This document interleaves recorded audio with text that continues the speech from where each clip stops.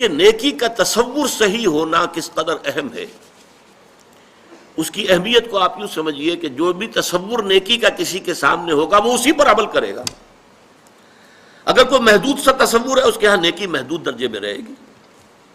کوئی سطحی سا تصور ہے اس کے ہاں نیکی وہ سطحی رہے گی۔ اب مثال کے طور پر میں آپ کو بتاؤں، ہمارے ہاں عام طور پر الا ماشاء اللہ کٹر مذہبی قسم کے جو لوگ ہوتے ہیں وہ شریعت کے ظاہری احکام میں بہت سخت، بہت متشدد، ذرا سا ادھر سے ادھر ہو گیا، کسی نے حنفی مسجد میں رفع یدین کر لیا تو قیامت برپا ہو گئی، یہ کون آ گیا ہمارے یہاں؟ حالانکہ کون سی بڑی قیامت آ گئی اس میں؟ کسی نے اونچی زبان سے اونچی آواز میں اگر آمین کہہ دی تو ایک مصیبت ہو گئی۔ تو ان چیزوں میں تو بڑے جازم، بڑے پختہ اس پہ جھگڑے کریں گے، مناظرے کریں گے، لیکن عام طور پر دیکھا گیا ہے دل کے کٹھور، سخت دل، عام طور پر دیکھا گیا ہے کہ ان میں وہ رقت قلب نہیں ہوتی، انسانی ہمدردی نہیں ہوتی۔ اس سے بھی آگے معاملات کا ہیر پھیر ہوتا ہے، چھوٹی چھوٹی باتوں پر جھگڑ رہے ہیں شریعت کی، اور سودی کاروبار ڈٹ کر کر رہے ہیں، کوئی پرواہ نہیں۔ گویا کہ حضرت مسیح علیہ السلام نے جیسا کہ یہودیوں کے بارے میں کہا تھا کہ تم مچھر چھانتے رہتے ہو اور سموچے اونٹ نگل جاتے ہو۔ چھوٹی چھوٹی چیزوں کے اوپر بحثیں ہیں، مناظرے ہیں، گفتگویں ہیں، دلائل ہیں، کتابیں موٹی موٹی شائع کی جا رہی ہیں، چیلنج کیے جا رہے ہیں، لیکن یہ ہے کہ جو بڑے بڑے منکرات ہیں، حرام شے، اس میں ملوث ہیں۔ تو یہ ایک نیکی کا ایک خاص تصور ہے کہ جو ہمارے ہاں ایک مذہب کا جو کٹر مذہبی طبقہ ہے عام طور پر اس کے اندر پایا جاتا ہے، اور اسی کا رد عمل ہے کہ ہمارے ہاں کا نوجوان طبقہ جو ہے، ظاہر بات ہے کہ نوجوان حساس ہوتے ہیں،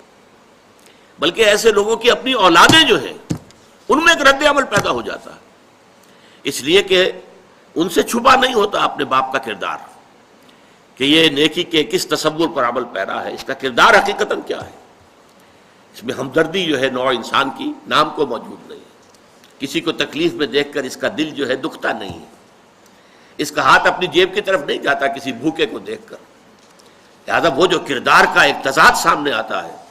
کہ ایک طرف یہ بڑا مذہبی بنا پھرتا ہے اور حقیقت میں اس کے کردار کا عالم یہ ہے، تو اس کا رد عمل ہوتا ہے۔ نوجوان حساس ہوتے ہیں، ان کی سوچ بالعموم صحیح ہوتی ہے، غلط نہیں ہوتی۔ یہ دوسری بات ہے کہ رد عمل میں انسان دوسری انتہا کو نکل جائے۔ تو ایک تصور تو یہ ہے ہمارے معاشرے کے اندر جو مذہبی طبقات ہیں اور زیادہ کٹر قسم کے جو مذہبی لوگ ہیں ان کے اندر آپ کو یہ تضاد نظر آئے۔ اس کا بالکل برعکس معاملہ ہے ہمارے ہاں کا جو لبرل طبقہ ہے، وکلاء ہیں، ڈاکٹرز ہیں، تعلیم یافتہ لوگ ہیں، ایجوکیٹڈ ایلیٹ ہے، پروفیشنلز ہیں، ان سے آپ کو ایسی باتیں سننے کو ملیں گی کہ جناب نماز روزہ تو انسان کا انفرادی فعل ہے، کوئی کرے نہ کرے، ہاں جھوٹ نہیں بولنا چاہیے، ایفاء عہد ہونا چاہیے، کسی کو دھوکہ نہیں دینا چاہیے۔ یہ بالکل برعکس کہ معاملات انسانی کے اندر اپنا فرض ادا کرنا چاہیے۔ آپ اگر کہیں ملازم ہیں اور تنخواہ لے رہے ہیں تو اپنے فرائض منصبی جو ہے پوری طریقے سے تہہ دل سے ادا کریں، پورا اس کا حق ادا کریں، تاکہ آپ کے لیے اس میں ریمونریشنز آپ کو تنخواہ اور الاؤنسز مل رہے ہیں وہ جائز ہو جائیں۔ یہ وہ تصور ہے ان کے ہاں کے جو نیکی کا ایک تصور جو ہمارے ہاں کے تعلیم یافتہ طبقات کے اندر نظر آتا ہے کہ وہ عبادات وغیرہ کی کوئی خاص اہمیت نہیں ہے، بس نماز روزہ تو ٹھیک ہے اپنے لیے ہے، جو شخص کر لے کر لے، نہ کرے نہ کرے، کیا فرق پڑتا ہے، حالانکہ وہ فرائض ہیں دین کے، لیکن یہ ہے کہ اصل کردار، اصل جو نیکی ہے وہ تو یہ ہے۔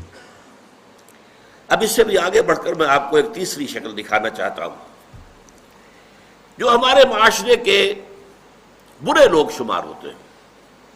جنہیں آپ گنڈے کہتے ہیں، یا ڈاکو، یا جیب تراش، یا طوائفیں، جسم فروش عورتیں، ان کے ہاں بھی نیکی کا کوئی نہ کوئی تصور موجود ہوتا ہے۔ میں آپ سے عرض کروں گا کہ واقعہ یہ ہے کہ جیسے ہمیں جو ہماری طبعی زندگی ہے، ظاہری جسمانی زندگی کے لیے ہوا چاہیے، پانی چاہیے، غذا چاہیے۔ ہوا نہیں ملے گا بند ہو جائے گی تو مر جائے گا فوراً، وہ تو بہت جلدی مرے گا۔ پانی نہیں ملے گا تو چند دن شاید جھیل جائے، مرے گا۔ کھانا نہیں ملے گا تو شاید چند زیادہ دن جھیل جائے لیکن پھر مرے گا۔ تو جیسے ہماری اس زندگی کے لیے، جسمانی زندگی کے لیے، حیات جسمانی کے لیے ہوا، پانی، غذا لازم ہے۔ اسی طرح انسان کی باطنی زندگی کے لیے ایک لازمی شے یہ ہے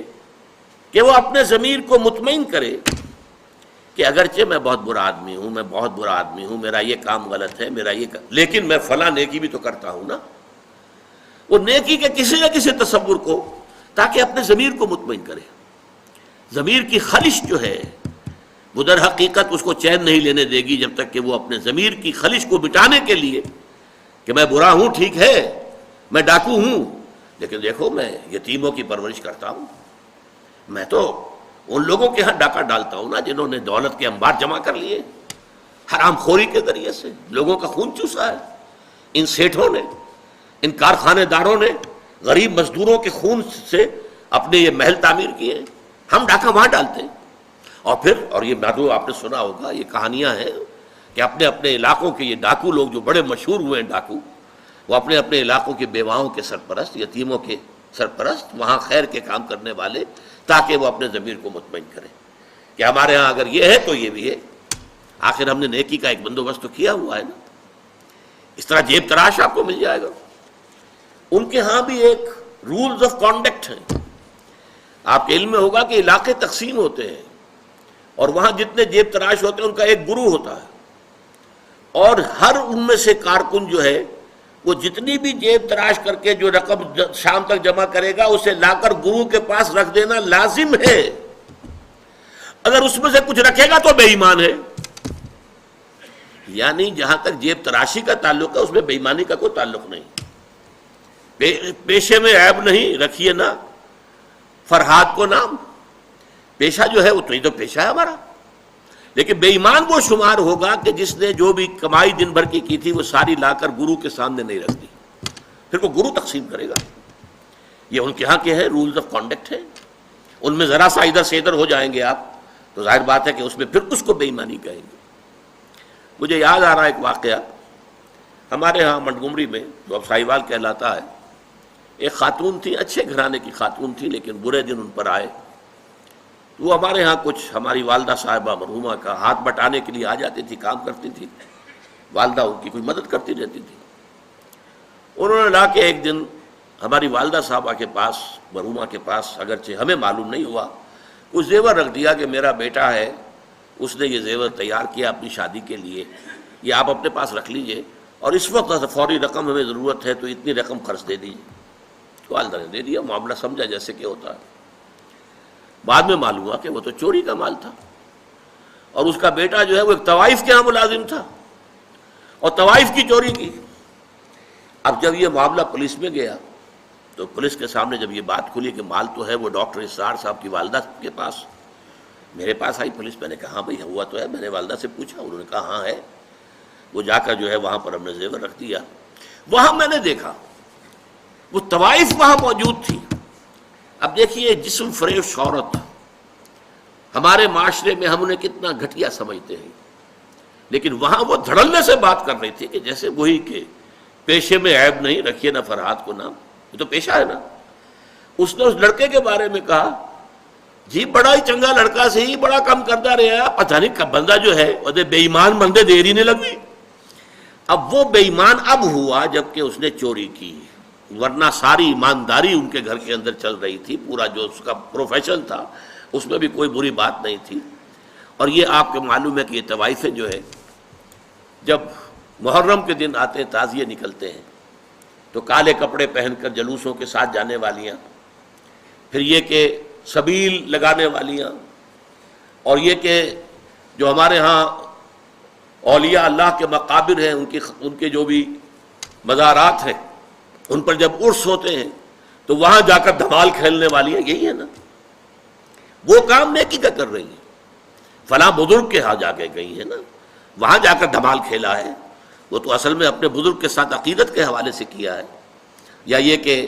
احترام ہو رہا ہے محرم کا۔ اس طریقے سے واقعہ یہ ہے کہ کوئی نہ کوئی نیکی کا تصور ہر برے سے برا انسان اپنے دل میں رکھتا ہے، تب اپنے آپ کو مطمئن کرتا ہے۔ اگر نہ ہو تو رات کو نیند نہیں آئے گی، آدمی پاگل ہو جائے گا، آدمی کی اندر سے شکست ہو جائے گی، شکست و ریخت ہو جائے گی اس کی شخصیت کی۔ ٹوٹ پھوٹ کر رہ جائے گا انسان اپنے اندر سے۔ تو یہ نیکی کے بہت سے تصورات ہیں جو ہمارے معاشرے کے اندر آج موجود ہیں۔